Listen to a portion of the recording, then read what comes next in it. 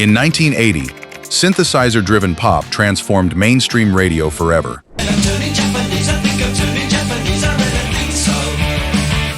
Yet, behind the bright sequencers and stunning vocal hooks lay desperate studio blunders, label rejections, and tragic rivalries.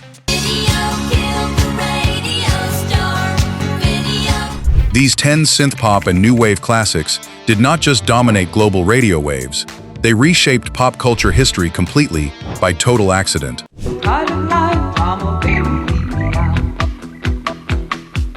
Hashtag 10. Turning Japanese, The Vapors.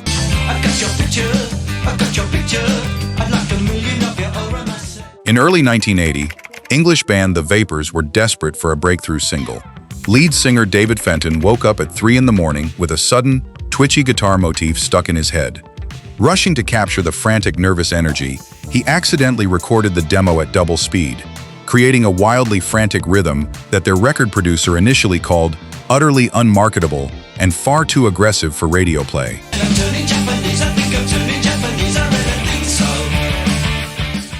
The track instantly ignited ridiculous urban legends, claiming it was entirely about private, intimate moments. However, Fenton repeatedly clarified the lyrics actually captured universal teenage angst, extreme isolation, and obsessive love. The label nearly shelved the song after demanding a smoothed-out synth tone, but Fenton stubbornly refused to alter his sharp synth guitar blend. No sex, no drugs, no wine, no women, no fun, no sin, no you, no... Turning Japanese exploded onto international charts, reaching number 3 on the UK singles chart and top 10 status across Australia and Canada. Exactly 46 years later in 2026, it remains one of the most defining power pop synth anthems of all time, immortalized across film soundtracks and retro wave playlists worldwide.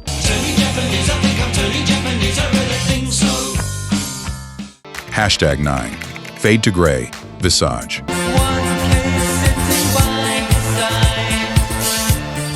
Before becoming the anthem of London's extravagant Blitzkid scene, Fade to Grey was an unreleased instrumental track created by Billy Currie and Christopher Payne while touring with Gary Newman. The duo struggled to fit standard rock melodies over the rigid electronic drum sequence, leaving the master tape sitting completely unused for months in a cold rehearsal space.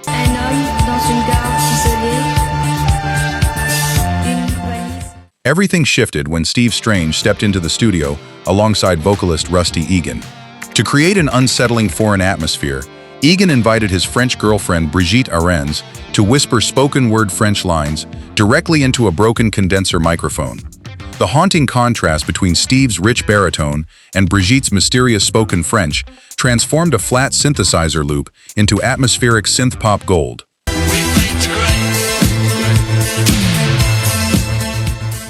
The song surged to number 1 in Germany and Switzerland, while securing the number 8 spot in the UK.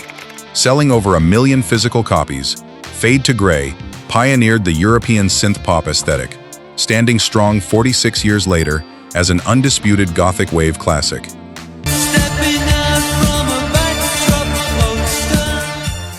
Hashtag 8. Echo Beach, Martha and the Muffins. I know it's out of fashion and a trifle uncool. Mark Gain wrote the lyrics while working a tedious desk job checking wallpaper samples in Toronto. Feeling trapped by daily corporate routine, he dreamed of an idealized beach getaway. When bringing the song to the band, the musicians struggled with the unusual 7/4 time signature during rehearsals, almost ditching the arrangement entirely out of utter frustration. I have to spend my time at work. My job is very boring, I'm an office clerk. During tracking at Manor Studios in England, saxophonist Andy Haas laid down a jazz-influenced solo in a single improvised take. The band's record label strongly disliked the catchy saxophone riff, claiming jazz instruments had zero place on a modern new wave record. Martha Johnson stood her ground, threatening to walk away unless the full solo stayed intact.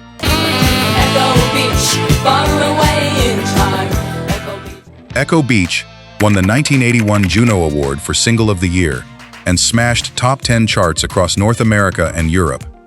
Today, 46 years after its 1980 release, its shimmering guitar synth tapestry is hailed as a masterpiece of Canadian new wave history.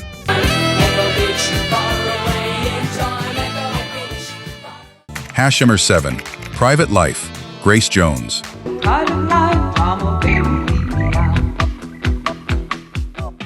Written by Chrissie Hynde of The Pretenders as a driving rock tune, Private Life originally sounded completely flat when Grace Jones attempted to sing over standard guitar tracks. Producers Chris Blackwell and Alex Sadkin struggled to find an identity for Grace's deep, theatrical vocal delivery inside standard disco structures.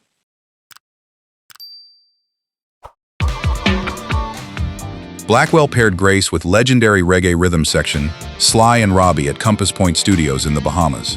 They completely stripped away the guitar layers, replacing them with a slow, monstrous reggae dub bass line merged with icy synth chords. Chrissie Hynde later admitted Grace's bold synth dub interpretation was so brilliant that it made her own original version sound like a mere demo tape. Attachment to obligation, that's so wet.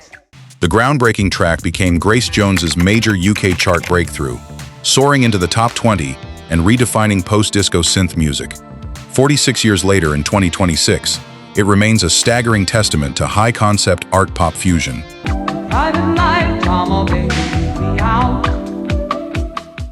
Hashtag 6. Video killed the radio star, The Buggles.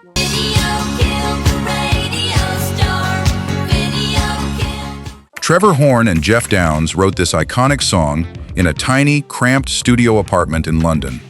They wanted to capture a futuristic dystopian vision of technology, replacing human artists. However, early tape takes sounded overly thin and sterile, lacking the tragic cinematic grandeur the duo envisioned for their synthesized anthem.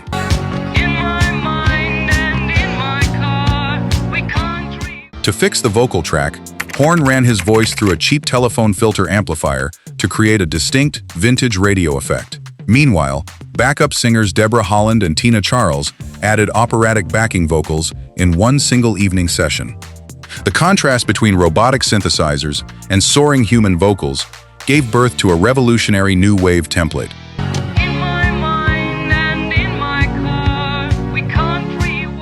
Although released in late 1979 in the UK, the song peaked globally throughout 1980 and cemented history on August 1, 1981, as the very first music video ever broadcast on MTV.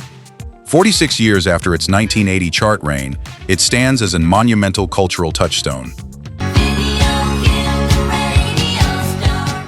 If listening to these timeless synth-pop tracks brings back unforgettable memories of spin art, neon lights, and needle drop magic, hit that subscribe button right now and join our classic music family. Hashtag 5. Clean Clean, The Buggles.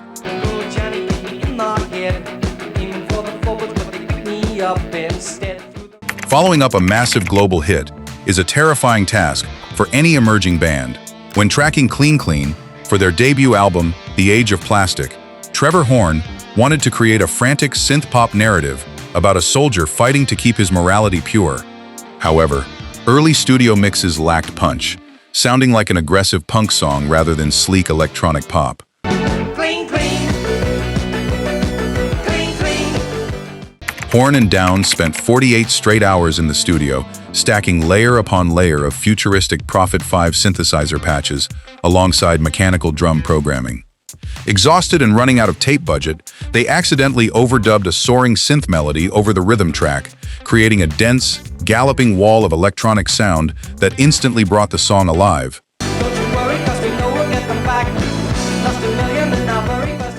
Clean Clean broke into top charts across Europe and showcased Horn's legendary production style, which would soon shape megastars like Frankie Goes to Hollywood. 46 years later in 2026, it remains a cult classic among synthwave aficionados. Clean, clean. Clean, clean. Hashtag 4. I'm in love with a German film star.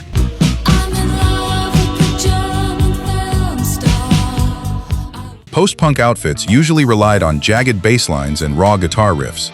When the Passions began writing this ethereal track, singer Barbara Gogan wanted a hypnotic tone. However, the guitar tone was far too dry, and early takes sounded clunky, lacking the dreamlike cinematic depth required for the nostalgic lyrics.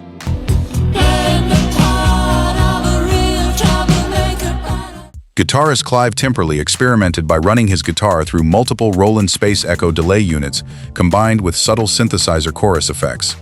By layering these shimmering textures over Barbara's cool, restrained vocals, they created a lush, atmospheric soundscape that predated the dream pop movement by almost a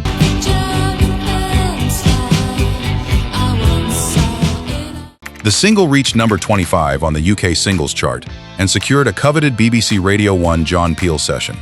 46 years after its 1980 release, it is widely celebrated by music critics as one of the most hauntingly beautiful new wave singles of the era.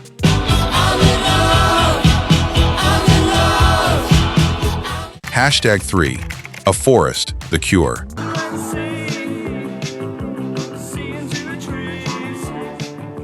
During sessions for 17 seconds, Robert Smith fought intense battles with record producer Mike Hedges. Smith envisioned a dark, expansive synth-gothic soundscape, while the label pushed for a tight, commercially friendly radio song. Studio budget limits gave them only 7 days to record and mix the entire record, creating immense pressure. Determined to build suffocating atmosphere, Smith layered cold synthesizer chords over a relentless mechanical drum loop and a chorus-drenched guitar riff. During late-night mixing, Hedges pushed the drum reverb to extreme levels while dropping out all vocal backing tracks, giving the mix its iconic, claustrophobic sense of dread and vast empty space.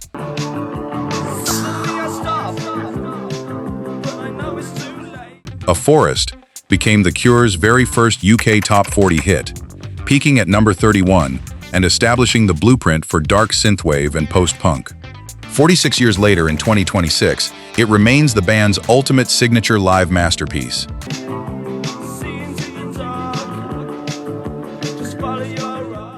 #, Generals and Majors, XTC.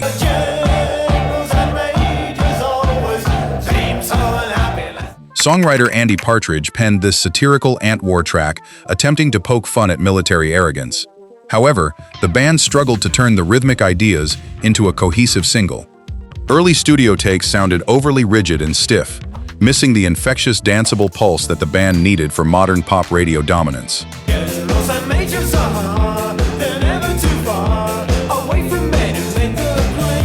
Bassist Colin Moulding introduced an upbeat whistling hook and a prominent synth organ riff that instantly elevated the song's energy. Producer Steve Lillywhite layered tight electronic handclaps and stacked synth guitar harmonies, turning a biting political satire into a ridiculously catchy, floor-filling new wave anthem that radio programmers could not resist.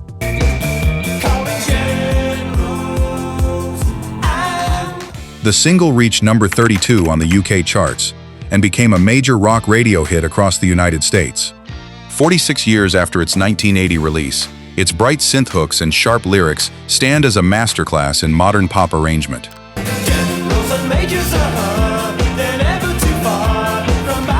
#1. Enola Gay, Orchestral Maneuvers in the Dark. Andy McCluskey wrote this intense electronic track in his bedroom, using a cheap Korg synthesizer and an old drum machine. The song addressed the nuclear bombing of Hiroshima through a surprisingly upbeat synth melody. Management hated the track, explicitly telling the duo that it was far too strange, dark, and politically charged to ever succeed on commercial radio.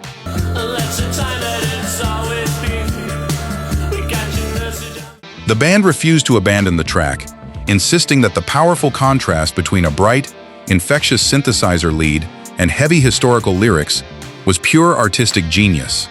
McCluskey intentionally chose not to include a traditional vocal chorus, letting the iconic electronic synthesizer melody serve as the emotional hook of the song instead. Enola Gay shattered expectations by selling over 5 million copies worldwide and reaching number 1 in Italy, Spain, and Portugal, while hitting number 8 in the UK. 46 years later, in 2026, it stands supreme as the ultimate synth-pop one-hit landmark. Great synth-pop was never built on massive studio budgets. It was born from raw risk, happy studio accidents, and sheer creative courage. Which of these iconic 1980s synth anthems defined your youth? Let us know down in the comments below.